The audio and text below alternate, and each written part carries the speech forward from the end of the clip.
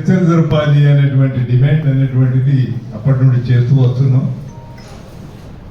ప్రభుత్వం అందుకు సిద్ధంగా లేదు.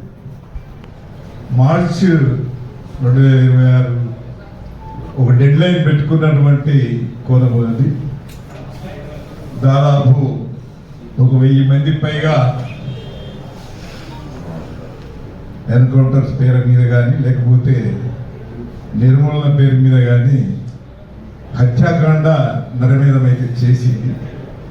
ఇప్పటికి కూడా ప్రభుత్వం అనేదానికి సరే దయలేదని సాంబశివరావు గారు చెప్పారు. నేను కూడా అదే చెప్తున్నా. రాజ్య హింసకు దానికి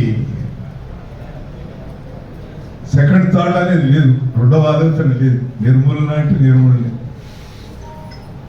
అంటే ఇప్పటికీ కర్రెగుట్టలు 2 అనేటువంటిది మళ్ళీ కొత్త ఎజెండా అనేటువంటిది వాళ్ళ ముందడికి వచ్చింది.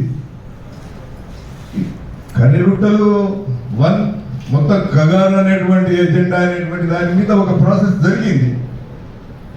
ఇవాళ ప్రధానమైన నాయకత్వం, ఎక్కువ మంది నాయకత్వం అనేటువంటిది దాదాపు లొంగిపోయే భాగం ఉన్నది, తుడిచిపెట్టుకున్న పోయినటువంటి పరిస్థితి ఉన్నది. ఇలాంటి పరిస్థితుల్లో కర్రెగుట్టలు 2 అనేటువంటి అవసరం దేని కొరకు? ప్రభుత్వం ఒక లాస్ట్ ప్రాసెస్, ఎన్నికలో ఉన్నటువంటి ప్రాసెస్ అనేటువంటిది 2000 మందితోని ఇవాళ కూంబింగ్ ఆపరేషన్స్ అనేటువంటిది చేస్తున్నటువంటిది ప్రధానమైన నాయకత్వం అక్కడ ఉన్నారు, పట్టుకుంటాము అనేటువంటిది కాదు. వాళ్ళు చేస్తున్నటువంటిది టెర్రరైజేషన్ ఆఫ్ కేంద్ర ప్రభుత్వం యొక్క టెర్రరైజేషన్, ప్రజల మీద టెర్రరైజేషన్ ఉన్నది. ఇప్పటికీ కింది స్థాయిలో పనిచేసినటువంటి మావోయిస్ట్ ఇన్ఫ్లుయెన్స్డ్ గా ఉన్నటువంటి వాళ్ళు చెప్తున్నటువంటి గ్రామ పరిపాలన లేకపోతే జనతన సర్కార్ అనే పేరు మీద ఉన్నటువంటి వాళ్ళందరి మీద ప్రతి మనిషి మీద నిర్బంధం అనేటువంటిది ఆ రాజ్యహింస చేయాలనుకుంటున్నది. ఈ మార్చి నెల రోజులు ఆ హింస అనేటువంటి కాండను మావోయిస్టుల ప్రధాన నాయకత్వం ఏరివేత అనే పేరు మీద ఈ దుర్మార్గం ఇంకా కంటిన్యూ చేయాలని అనుకుంటున్నది. సరికాదు. ప్రజలను టెర్రరైజ్ చేయడం అంటే దేనికి? ప్రజలంతా కూడా సరెండర్ కావాలని. ఒక మావోయిస్టు ప్రధాన నాయకత్వం కాదు, గ్రామాలు, ప్రాంతాలు. ఎందుకంటే మేము చూసాం, తెలంగాణలో చూసాం, సిరిసిల్ల జగిత్యాల ఉద్యమాల్లో చూసాం, గోదావరిలో ఉద్యమాల్లో చూసాం. ప్రజల మీద దాని కంటిన్యూటీ టెర్రరైజేషన్ అనేటువంటిది కొనసాగించడం అనేది మార్చి 26 వరకు మనం పెట్టుకున్నటువంటి గడువు. నక్సల్స్ రహిత, మావోయిస్ట్ రహిత అనేటువంటి ఇంప్లాయిడ్ అండర్స్టాండింగ్ అనేటువంటిది continuity of state terrorism towards people అనేటువంటిది ఇక్కడ ముందుకు వస్తున్నటువంటిది. అంటే ప్రజా ఉద్యమాలు, ఎందుకంటే ఒక రీసెర్చ్ కూడా వేశారు, అసలు ప్రజా ఉద్యమాలు ఎందుకు వస్తున్నాయి, ఆ రీసెర్చ్ అనేటువంటిది నక్సలైట్ ఉద్యమం ఎందుకు వచ్చింది, ఇతర ఉద్యమాలు ఎందుకు వచ్చాయి, ఈ దేశవ్యాప్తంగా ఒక రీసెర్చ్ చేస్తున్నారు. ఇలాంటి ఉద్యమాలు రాకుండా ఎలా చేయాలా, భావజాలంలో ఎట్లా తీసుకురావాలా, ప్రజలను ఏ రూపంలో ఒక నియంత్రణలోకి తీసుకెళ్లాలా, ప్రజలు తమ సమస్యలను చెప్పుకోకుండా కూడా వీధిలోకి వచ్చి మాట్లాడకుండా ఉండేటువంటి వాతావరణం ఎట్లా తీసుకురావాలని ఇవాళ పోరాట రహిత, వీధుల్లోకి వచ్చి పోరాడకూడదు, పోరాట రహిత భారత్ కావాలి వాళ్ళకు. మావోయిస్టు ముక్తి కాదు. ఇవాళ ఎక్స్టెన్షన్ ఎక్కడికి వెళ్ళారు? మైనారిటీల మీద దాడి, నాస్తికుల మీద దాడి, హేతువాదుల మీద దాడి, ఈవెన్ అర్బన్ నక్సల్ అనేటువంటి పేరు మీద వాళ్ళు కాంగ్రెస్ వరకు కూడా దీన్ని ఎక్స్టెన్షన్ చేసినటువంటి పరిస్థితి ఉన్నది.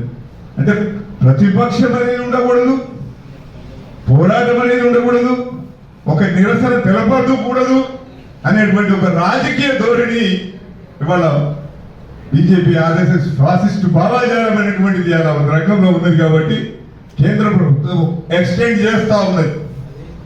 అందుకే ఈ ఎక్స్టెన్షన్ అనేటువంటిది దాని లోతు, దానికి సంబంధించినటువంటి తీవ్రత అనేది ఉన్నది.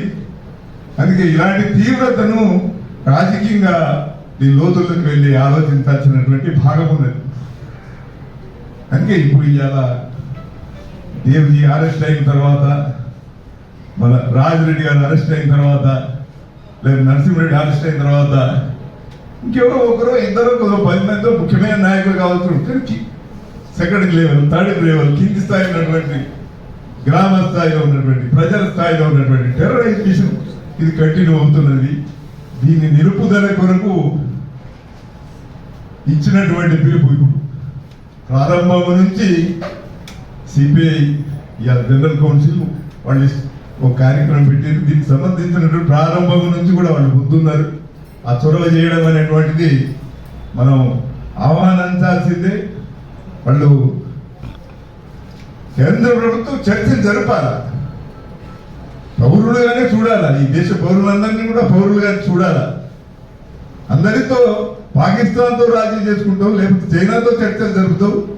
ఇవాళ ట్రేడ్ డీల్ అనే పేరు మీద అనేకమైనటువంటి ఒత్తిళ్లు వస్తే ఎట్లా ఒప్పందం ఎట్లా చేసుకుందాం అనేటువంటి ప్రయత్నం చేస్తున్న స్థితిలో వాళ్ళ ప్రభుత్వం అనేటువంటిది ప్రజల పట్ల ఒక ద్వేషభావం అనేటువంటిది లేకుండా ప్రజలందరినీ, ప్రజల సమస్యలను ఓనం చేసుకొని వాటిని ఎట్లా పరిష్కారం చేసేటువంటి పద్ధతి కాకుండా కేంద్ర ప్రభుత్వం అనుసరిస్తున్నది. ఆ పద్ధతి విడనాడాలా, చర్చలు జరపాలా, ఈ టెర్రరైజేషన్ అనేది వదులుకోవాల్సినటువంటి అవసరం ఉన్నది అనేటువంటిదే మనం ఇక్కడ పిలిపివ్వాల్సినటువంటి అవసరం ఉంది. ఇక భవిష్యత్తుకు సంబంధించినటువంటి వాళ్ళు ప్రజాక్షేత్రంలోకి రావాలా, ప్రజాక్షేత్రంలోనే వాళ్ళు ఉన్నారు, వాళ్ళు ఆయుధంగా ఉన్నారు, ఆయుధంగా లేకుండా వాళ్ళు కూడా ఉన్నారు. మావోయిస్టులు వివిధ ప్రజా శ్రేణుల్లో ఉన్నారు. ప్రజాక్షేత్రంలో అంటే ఆయుధం అనేటువంటిదే ఇక్కడ ఎజెండా. ఆయుధం పట్టుకొని పోరాడతామా, ఆయుధం లేకుండా తక్షణం సాయుధ పోరాటం అని నినాదం ఇస్తామా అనేటువంటిది వాళ్ళ సంస్థాగతంగా వాళ్ళు నిర్ణయించుకోవాల్సినటువంటి విషయమే. కానీ అయితే ఒక డెమోక్రటిక్ యాంగిల్లో ఈనాడు ఉన్నటువంటి రాజకీయ పరిస్థితి, ప్రపంచంలో వస్తున్నటువంటి మార్పులు, ఒక పరిణామాలను బట్టి లక్ష్యాలను సాధించాలి అని అంటే వస్తుగతంగా పరిస్థితి ఉందా లేదా అనేటువంటి చర్చ ఇలా మేధావి కోణం నుంచి, మేధావులుగా లేకపోతే వివిధ రాజకీయ పార్టీలు ఇంకా పనిచేయడానికి ఉన్నటువంటి స్పేస్ ఏంది అనేటువంటి యాంగిల్లో పిలుపుకోవడం అనేటువంటిది ఇక్కడ వచ్చినటువంటి పిలుపు. అంతకు పోరాట విధానంలో మార్పులు చేసుకొని ప్రజలందరినీ కూడా ఇవాళ కూడగట్టాల్సిన అవసరం ఉంది. ఎందుకంటే ఒక 50-60 సంవత్సరాలు ఈ కర్తవ్యం కొనసాగింది. ఆ యాంగిల్లో పరిమాణంలోనే కొన్ని విజయాలను సాధించినా కానీ గుణాత్మకంగా ఉన్నత స్థాయికి వెళ్ళలేనప్పుడు ఒక్కడుగు వెనక్కు రావడం, పరిస్థితిని మార్చుకునేటువంటి రాజకీయ ఎత్తుగడలు రాజకీయ పార్టీలు చేస్తాయి. అట్లా మావోయిస్టులకు తిరిగి పునరాలోచించమైనటువంటి పిలుపు ఇవ్వడంలో మనం తప్పు కాదు. కానీ ఏం జరుగుతుంది, ఏం చేస్తారు, రేపు ఎట్లా సమాజంలో యొక్క సమాజ పరివర్తన ఎట్లా జరుగుతుంది అనేటువంటిది ఈ వేదిక నుంచే మనం చెప్పలేము. కానీ దేశంలో వస్తున్నటువంటి ఒక ఫ్యాసిస్ట్ భావజాలం ఒకటి ముందటికి వస్తుంది. కాబట్టి పోరాడే శక్తులు, ప్రజాస్వామిక శక్తులు, రాజకీయ శక్తులు ఒక్కదాటి మీదకి రావాలి అని అంటే మన మధ్యన ఉన్నటువంటి అరమరికలు, గీతలు ఏమైనా ఉంటే తొలగించుకొని పోరాడాల్సిందే అవసరం ఉన్నది అనేటువంటిదే ఖచ్చితంగా పిలుపు ఇవ్వాల్సిందే. పిలుపు చర్చ జరిపేందే, చర్చ జరిపి ఒక అవగాహనకు రావాల్సినటువంటి వాతావరణం ఉంది. కేంద్ర ప్రభుత్వం తన నుంచి తాను ఏం మార్చుకుంటుంది, ఇందులో ఏం కుదగుతుందా, కొనసాగిస్తుందా, మనం మాత్రం చర్చలు జరపమంటున్నాం. పోరాట శక్తులు కూడా వీధుల్లోకి, ప్రజా ఉద్యమంలోకి వస్తే కేంద్ర ప్రభుత్వాన్ని పునరాలోచించుకునేటువంటి ఆలోచన కలిగించుకోవడం కష్టం. కానీ ఇవాళ చూస్తున్నటువంటి భారతదేశ రాజకీయాలు ఇవాళ కనీసం నిరసన తెలపడం కూడా నేరంగానే ప్రభుత్వం చూస్తుంది. ఈ విధానం అనేటువంటిది ఎత్తేసుకోవాలా.